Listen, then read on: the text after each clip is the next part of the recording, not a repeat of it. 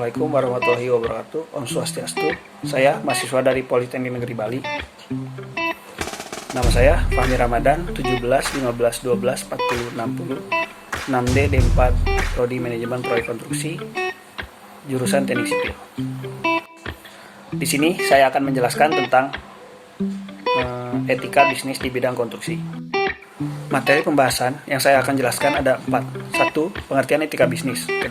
Pengertian etika bisnis di bidang konstruksi. 3. Etika bisnis sebagai pemilik perusahaan konstruksi. 4. Etika bisnis sebagai pekerja dalam bisnis konstruksi. Yang pertama, kita akan menjelaskan tentang pengertian etika bisnis. Etika bisnis adalah cara untuk melakukan kegiatan bisnis yang mencakup seluruh aspek yang berkaitan dengan individu, perusahaan, dan masyarakat.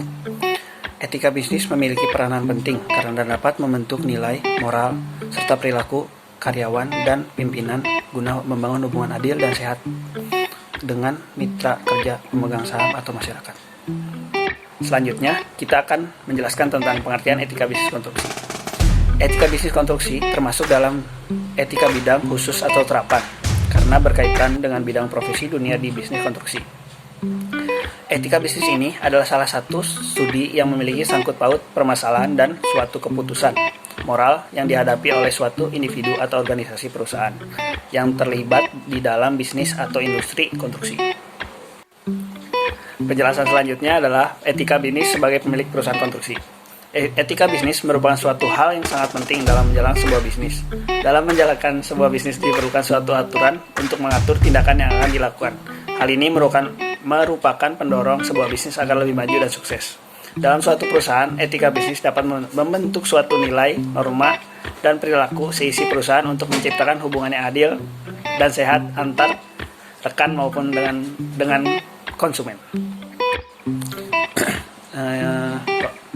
Sebagai pemilik perusahaan, kita harus menerapkan etika bisnis tersebut, yaitu yang pertama adalah mendengarkan dan menghormati pendapat karyawan.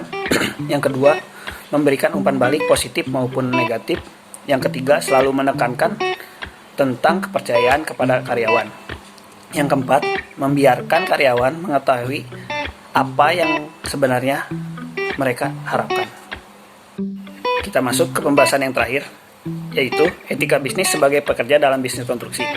Dalam suatu perusahaan, baik itu di bidang konstruksi maupun yang lain, setiap pekerja harus mempunyai kode etik dalam beretika dan berperilaku terhadap pemimpin perusahaan atau atasan, atau pekerja, dan pihak-pihak yang terkait dalam perusahaan tersebut.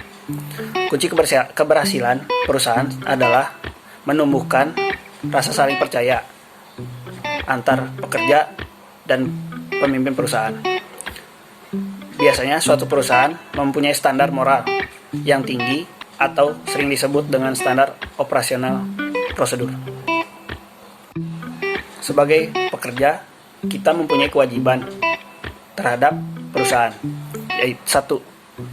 yaitu kewajiban ketaatan. Yang kedua, kewajiban konfidensialitas. Yang ketiga, kewajiban loyalitas. Yang pertama adalah kewajiban ketaatan.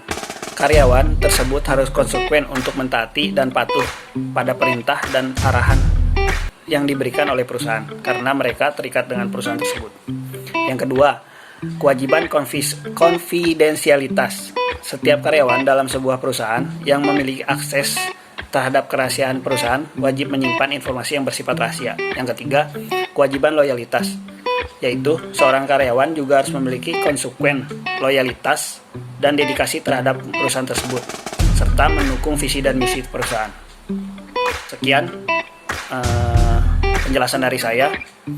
Mohon maaf jika ada salah-salah kata dan kekurangannya. Wassalamualaikum warahmatullahi wabarakatuh. Om Santi Santi Om.